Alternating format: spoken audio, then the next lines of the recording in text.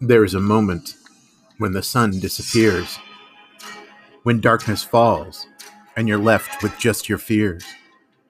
That's the moment you feel your first pang of doubt. That's the moment when the night comes out.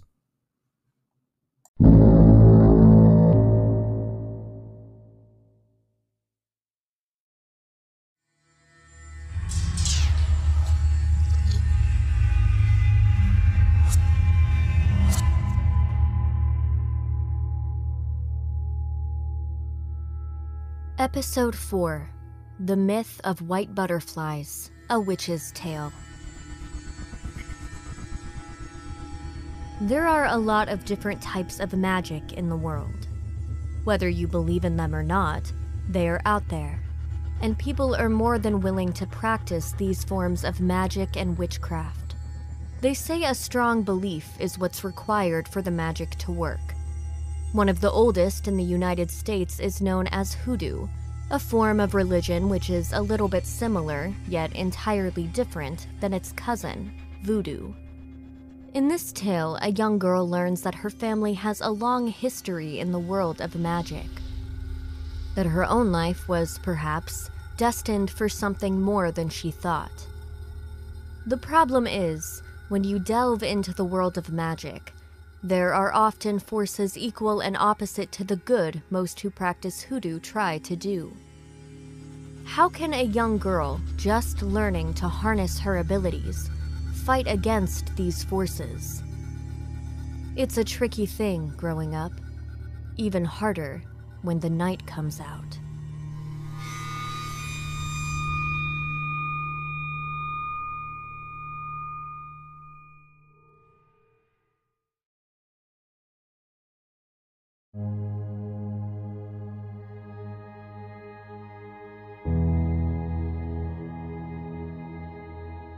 I was 5 years old when my father first told me about the myth of white butterflies.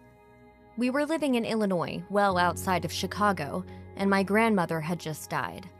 I was very close to her and was barely able to get my mind around the idea that she was gone and never coming back. I was standing in our backyard, my parents in the house talking about funeral arrangements, watching the tall grass that seemed to stretch out forever behind that house. All around the tall blades were dozens and dozens of little white butterflies. I had always liked the white butterflies. They comforted me somehow. They vanished in the winter in those days when the Midwest was my home, but they came back in the spring and thrived during the summer. I loved seeing them and imagined that they responded to my whims.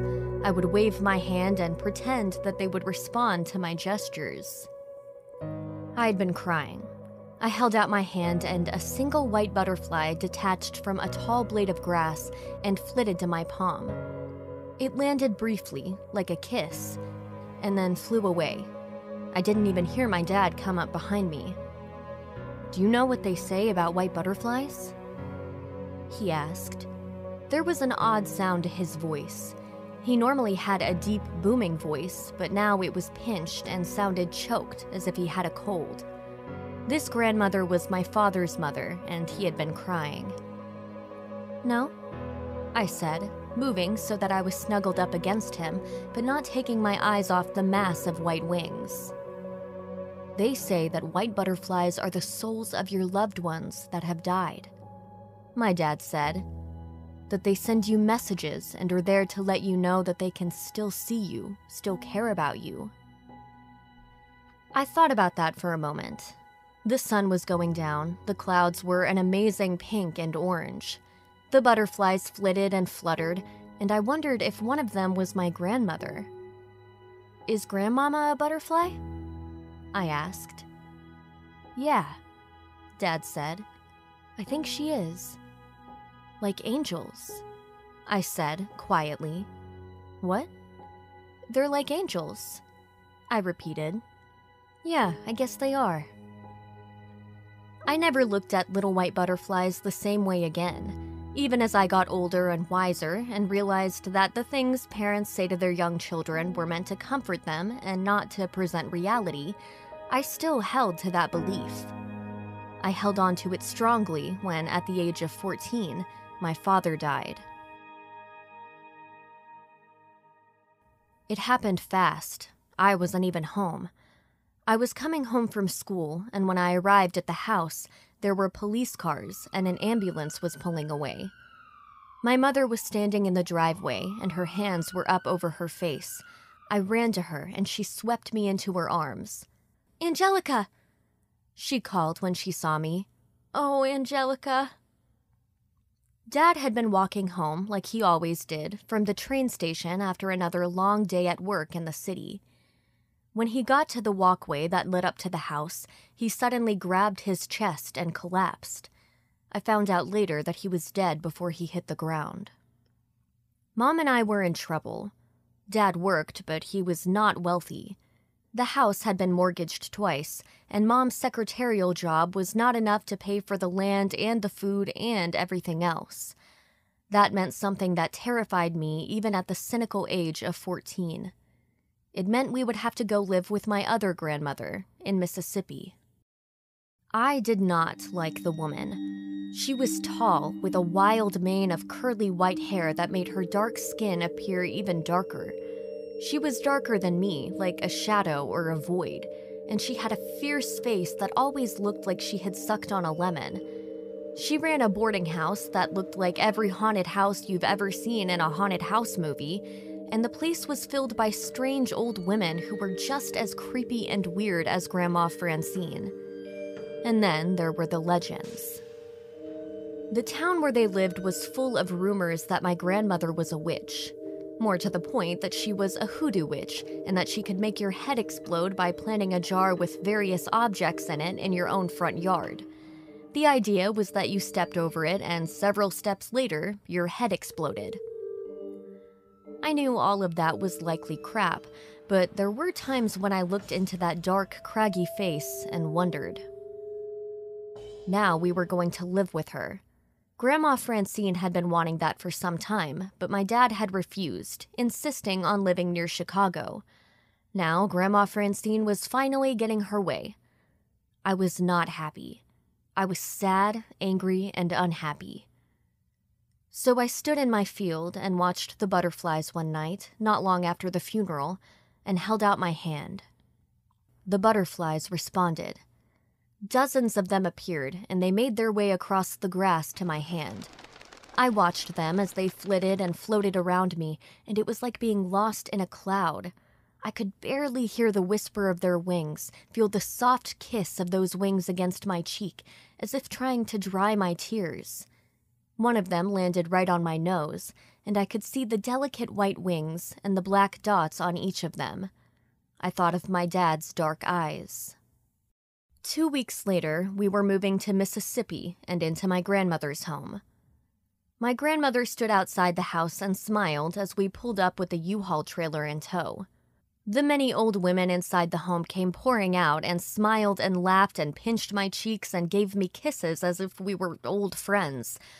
They smelled like mothballs and disinfectants, and I just wanted to find my room and hide. I hid for about 3 days. On day 3, my grandmother appeared at my door. I opened the door and stepped back, sitting on the edge of my bed as she strode through. She seemed impossibly tall, like her head would scrape the ceiling. "Hello, Angelica," she said, looking around the room, which had clothes scattered about and looked a mess. "I just wanted to see how you were adjusting."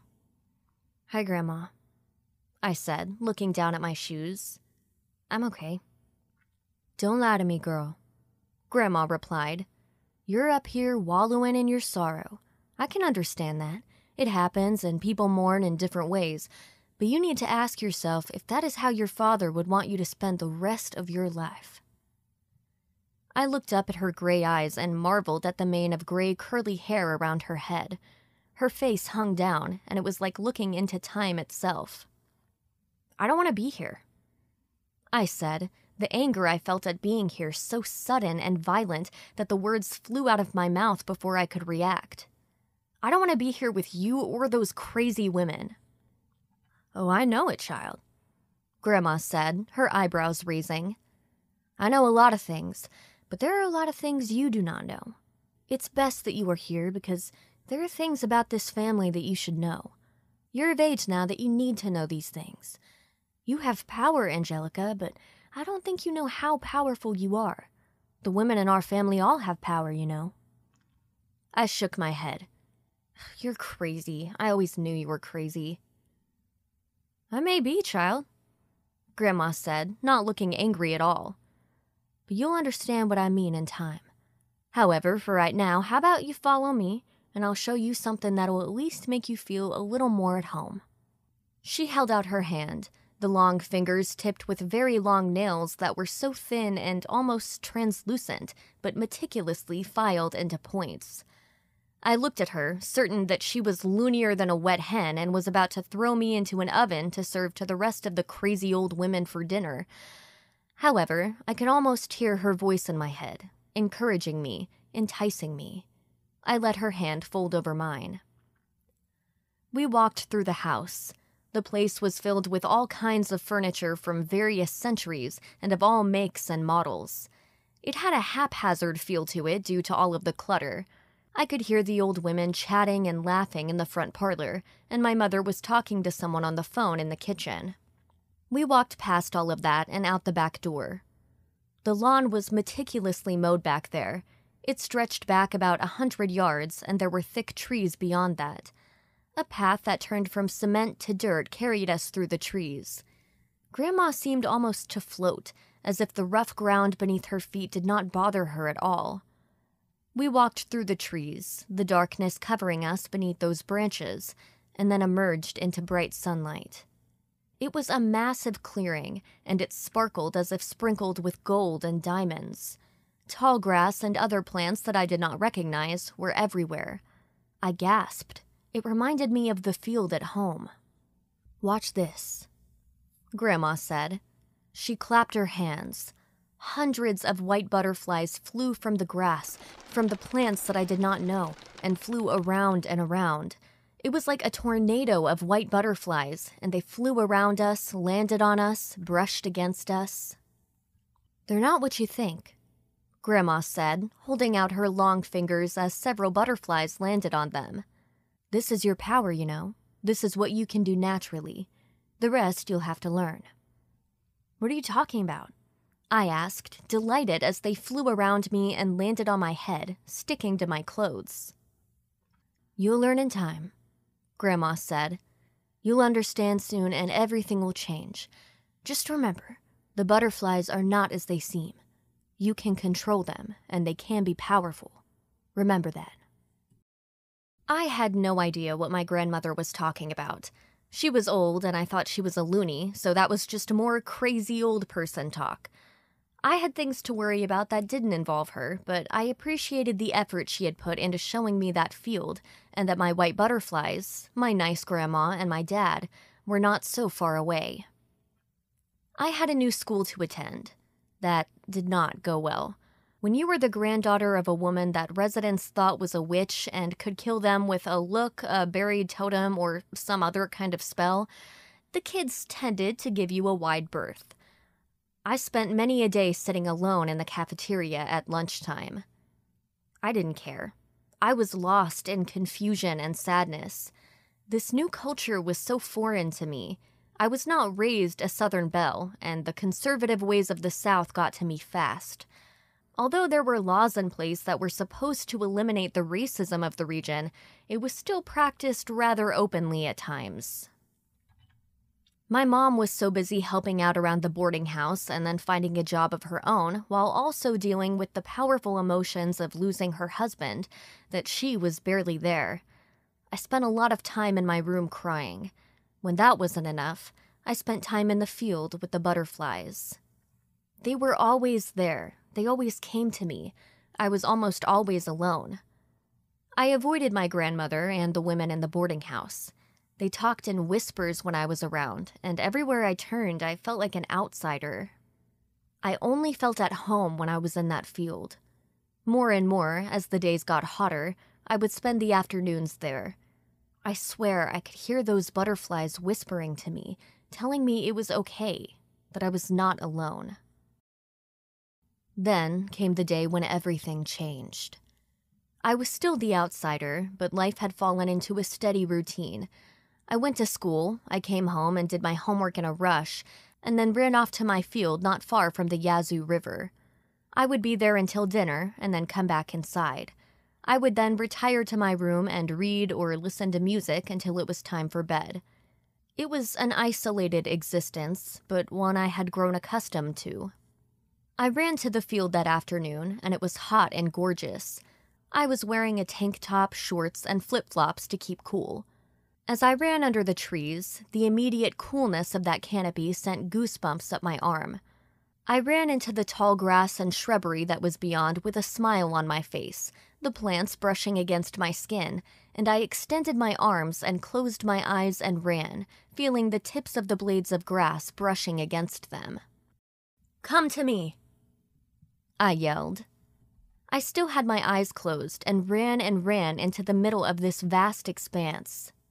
When I opened my eyes, it was like being in the middle of a cloud. There were so many of the white butterflies around me. And then I stopped cold. I was not alone in the field. A man stood there. He was not particularly tall, but he was taller than me. His skin was as dark as night, and his eyes were wide and white. He was smiling, and it seemed as if he had row upon row of white teeth. He had thick, muscular arms and was wearing what looked like a black suit over his well-built frame. He also wore a black fedora on his head, which he had doffed as he bowed toward me. "I'm sorry to spoil your reverie, my dear," he said in a voice that was like a marshmallow dipped in honey. It flowed from him and rolled over me like a warm wave. My fear and surprise seemed to melt in an instant. "I have seen you running in this field many times, and I just wanted to introduce myself. My name is S1E4. I wanted to welcome you to Yazoo." A million thoughts flew through my head at once. My mother had always told me not to talk to strangers, and this man was the very definition of strange. At the same time, there was something about his voice, something about him that made me feel okay. "Hello," I heard myself saying. I was lost in his eyes, which were dark pools, but seemed to change color as I moved, or he moved, or the sunlight moved behind clouds. "I'm Angelica." "Oh, I know it," Inu said. "I know your grandmother, too. I knew you were her granddaughter the moment I saw you." That struck me as strange, that he knew my grandmother. He was so young, his face unlined. How could he know Grandma? "How do you know Grandma?" I asked, my voice not sounding like my own, but distant. "She's so old, and you're so young." Inu threw his head back and laughed a big, deep, rich laugh.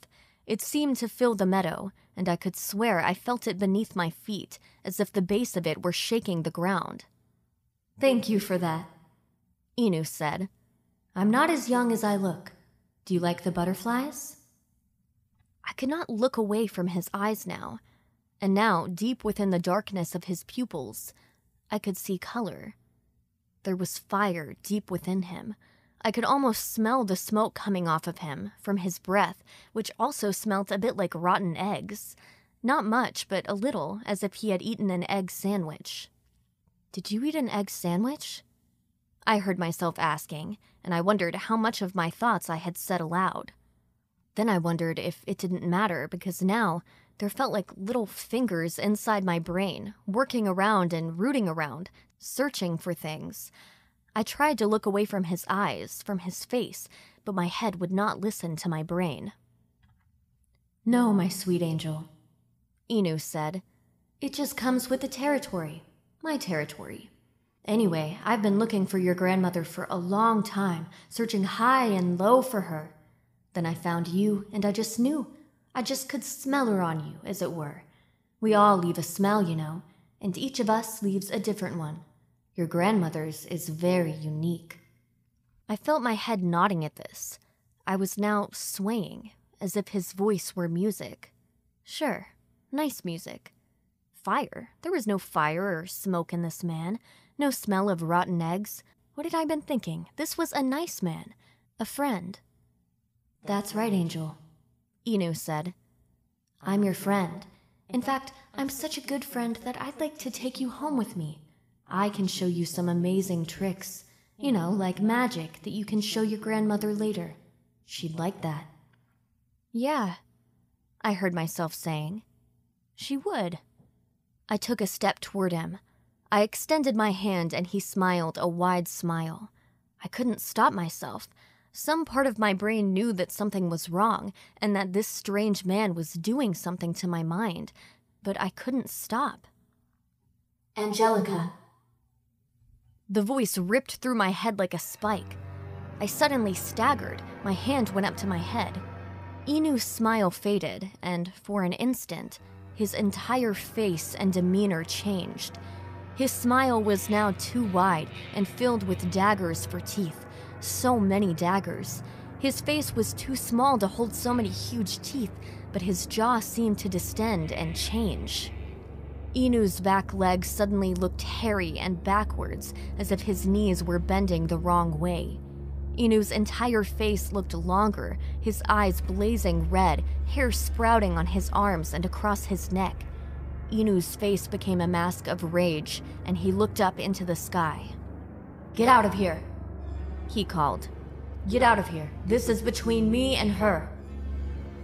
Angelica, snap out of it. He is not your friend. Fight him. Fight him. Use your power. My grandmother's voice was so loud I thought my head might explode. I could see her. I could see her standing in her kitchen, her hands on the counter, eyes closed. She was thinking to me. He's too strong, Grandma. Help me. I don't have any power. Get away. Inu screamed. He had changed back now to the handsome man that he had appeared as when I first saw him. She's mine now, you old cow. Yes, listen to me. Your power is all around you. It always has been. Now feel it. Release it. Just then, I felt something inside my head. It was like a switch was thrown, and I felt something like electricity flowing through my body. Inu, meanwhile, now towered over me. His face was changing back and forth from the handsome man to the fearsome creature that he really was. He had opened that distended mouth with all of the daggers for teeth and was bending down toward me. Then he stopped. What is this? He asked. What has happened to your eyes? I said nothing. I just extended both hands out to my sides. And the butterflies responded. Thousands upon thousands of them appeared from the clearing. So many that they clouded the sky and it got much darker. Inu screamed and staggered back. I held my hands high, and the white butterflies swirled around me like a tornado. I let them, and then I flung my hands forward, and the tornado of white wings encircled the beast in front of me. Inu let out a huge scream, and I smelled the brimstone. The ground shook, and suddenly the meadow had a hill in the middle of it, where there hadn't been one before. See them for what they are, girl. Call upon them. And I did. The white butterflies. There were some actual butterflies in the cloud, but most of them were not actually white butterflies. They appeared as such to my mind until I was ready. Now I could see them for what they really were. They were souls, the souls of my family, the souls of my ancestors. I could see them now, flying around Inu, reaching out with ghostly hands and tearing at him, tearing apart his flesh, tearing apart the mask that he wore and showing the true demonic beast within, just like my father had told me all of those years ago. And then I saw my dad. He stepped out of the tornado for just a moment and smiled at me. I could feel the warmth from him. I could feel the love. "I'm always here with you," I heard him say. "I always will be." And then he was swept up into the white tornado that was whirling with great intensity. I could feel my hair being blown back from my forehead with the speed of it. Then there was a great burst of flame from within. A sound like 1,000 thunderclaps followed, and the entire white tornado was blown apart, scattered, the souls becoming white butterflies again. I was thrown backwards and landed hard on my butt several yards away. When I got back to my feet, there was the smell of burnt grass and brimstone. The hill in the middle of the field was still there, and there was a large burned spot where Inu had been standing. I felt sick and spent several minutes vomiting into the grass. When I got back up, the butterflies were there. I held out my hand, and they fluttered around me, kissing me. I could hear them now, the voices of my ancestors going back centuries.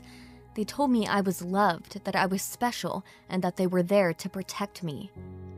Then the white butterfly with the dark spots in its wings landed on my nose again. I smiled. "I love you, Daddy," I whispered. It flew away, as did the rest. I was alone. I came back home and my grandmother was waiting in my room.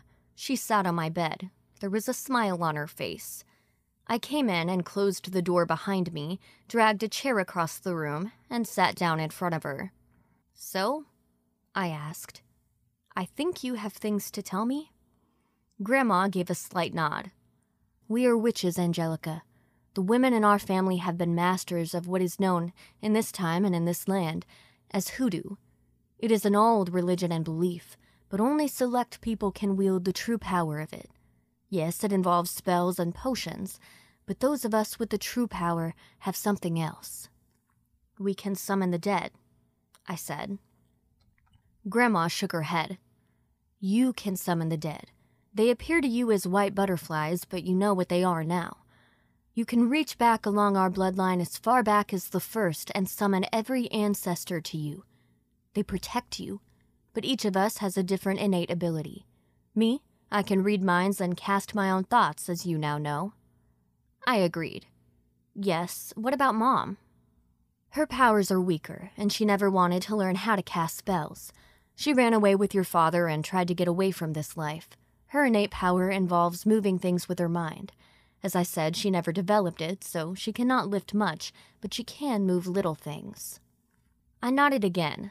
I could remember a vision when I was very young, my mother standing at the stove and kneaded the pepper that was at the other end of the kitchen counter. I saw her extending her hand and that pepper shaker sliding across and into her grasp. "Your father knew," Grandma Francine confided. "He actually tried to encourage your mother to stay here and learn, but your mother was insistent. You see, because the women in our line are so powerful, our lives are inherently fraught with danger. You've seen one of them today." "Who was he?" "A demon. Inu has sought to control me and steal my powers for a long time now. I have fought him many times. The women here at this home also have abilities.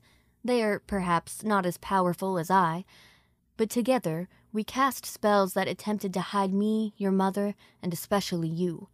Our spells weaken over time. I have begun to weaken because of age. He was able to find you and sense me on you. He is not the last of those who would try to kill me or steal my power, and he is far, far from the most powerful." "Is he dead?" Grandma smiled, but it was a sad smile. "I fear not, child. He was sent away, overwhelmed, but he is not going to stay gone forever." There was silence for a while as I digested this. My head was spinning, but it also felt right. "What now?" I asked. "That depends on you. You see, your power rivals mine. I'm the most powerful hoodoo witch that has been here for centuries. That power passed over your mother, but has found a seat in you. You can learn to use that power and accept the dangers that come with it, or you can reject it as your mother has. However, I must warn you, just because you reject it does not mean the danger will leave you." I thought about this for a moment. I had one last question. "Did you kill my dad?" I asked. "To get me back here, did you use some kind of spell to kill him?" I had expected this to offend my grandma, but her face was unchanged. I guess she had read the question in my mind long before I spoke. "No, child. I don't know if magic was used to kill your father, or if it was just his heart. As I said, our lives have an inherent danger, and that gets passed to those around us. It is a curse. It was not I, however. Your mother loved him, and I had accepted her choice even before you were born." I watched her face. Outside my window, a single white butterfly fluttered against the glass. Grandma remained impassive, watching me. So much to learn, I thought. But if there were more like Inu out there, I would pay attention to what this crazy old lady was telling me to learn, to be ready, and maybe find out if something had been behind my dad's untimely death. "I'm in," I said. I extended my hand. Grandma smiled and nodded, really a kind of bow, and she covered my hand with her own. Her skin felt like a crepe paper streamer resting on my hand. Her bones felt thin enough to break. "Then let's get started," she said, leading me to the conservatory downstairs and toward the back of the house. As we walked into the metal and glass room, I noticed how each of the plants were carefully labeled, and the many glass jars had dusty lids with labels faded from the sun. Upon closer inspection, I noticed that there were animal parts and bones in some of the jars. Rabbit ears, frog legs, and fully skeletonized squirrels, all clearly visible on a shelf. "We'll do our cooking lessons out here while your mother does her magic in the kitchen," Grandma Francine said, laughing as she reached for an old white marble mortar and pestle and placed them on the large harvest table in the middle of the room.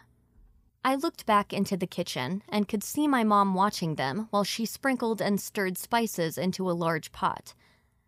She looked a little worried and tired, but smiled approvingly when I caught her eye and nodded and gestured for me to look at my grandmother and pay attention.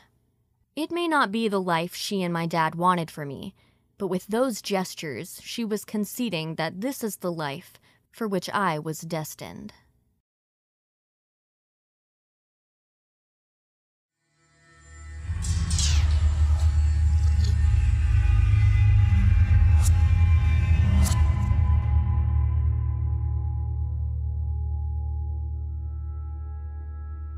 Something tells me the world may be hearing more from Angelica in the coming years, provided she continues to learn, to practice, and harness her abilities. Of course, the darkness will always be there, around the edges. That's what happens when you live in a world where, perhaps more often than for regular people, the darkness is alive when the night comes out.